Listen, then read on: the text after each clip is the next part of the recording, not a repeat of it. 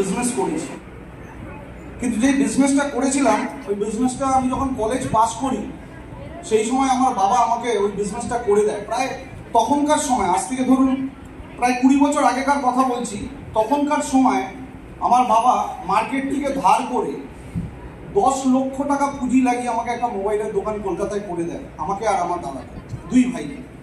কারণ আমরা খুব ভালো পড়াশোনায় ছিলাম না।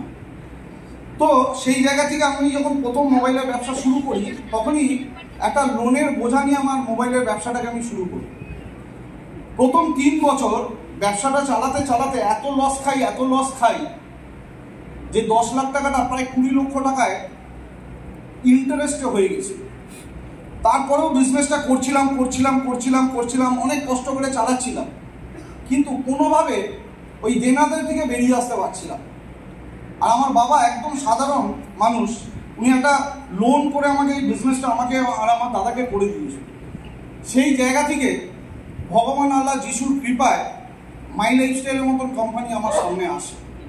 আর যখন আসে আমি এই বিজনেসটা যখন শুরু করি, সবথেকে বড় অসুবিধা যেটা আমার হয়েছিল সেটা আমি আপনাদের সকলকে শেয়ার করব। হয়তো এই ঘরে অনেক মানুষের এই অসুবিধা হচ্ছে। যেটা সবথেকে বড় অসুবিধা হয়েছিল যে আমার বাড়ির লোক, আমার বাবা মা, আমার দাদা বৌদি সবাই নেগেটিভ হয়ে গেছিল যে তুই মোবাইলের ব্যবসা ছেড়ে, এত বড় একটা মোবাইলের বিজনেস ছেড়ে, এত লোন আছে মার্কেটে, তারপরে তুই ছেড়ে এরকম ধরনের একটা কোম্পানিতে কাজ শুরু করছিস।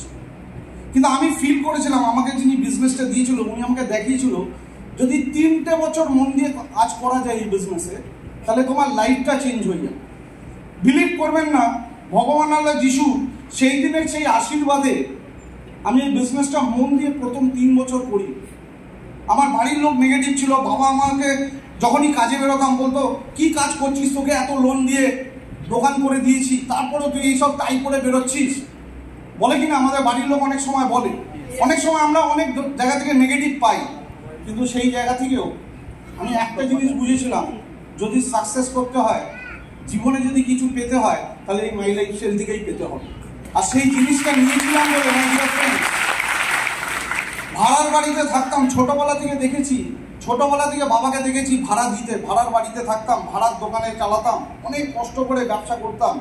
কিন্তু সেখান থেকে আজকে আপনাদের ভালোবাসায়, আমাদের এন্টার পরিবারের ভালোবাসায় আজকে এই মাই লাইফস্টাইল বিজনেস থেকে আইটিসি হতে পেরেছি। প্রায় 2 কোটি টাকার উপরে ইনকাম করে নিজের কলকাতায় নিজের বাড়ি করেছি, গাড়ি করেছি, ফরেন ট্রিপ করেছি, সমস্ত কিছু করেছি।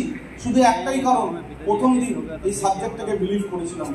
তো আজকে যারা এই হলে বসে আছেন, আমি আপনাদের সকলকে বলবো, যারা এই সিস্টেমটা নিয়ে আজকে যারা কাজ করছি, এই থাইল্যান্ড প্রমোশনটাকে যদি আমরা ভালো করে সঠিকভাবে ব্যবহার করতে পারি, যেটা আমাদের 10 বছর সময় লেগেছে, যেটা আমাদের 7 বছর সময় লেগেছে, যেটা আমাদের 8 বছর সময় লেগেছে, সেটা আপনাদের আগামী 3 বছরের ভিতরে হবে মাই ডিয়ার ফ্রেন্ডস। তো আমি আর বেশি কিছু বলবো না। আমি সমস্ত মানুষদেরকে, এই হলের প্রত্যেকটা মানুষদেরকে আমি দেখতে চাই যে এই কোম্পানির থাইল্যান্ড অ্যাচিভার আমরা হব তো? আমরা হব তো? Thank you very much. জয় হিন্দ, জয় মাই লাইফস্টাইল।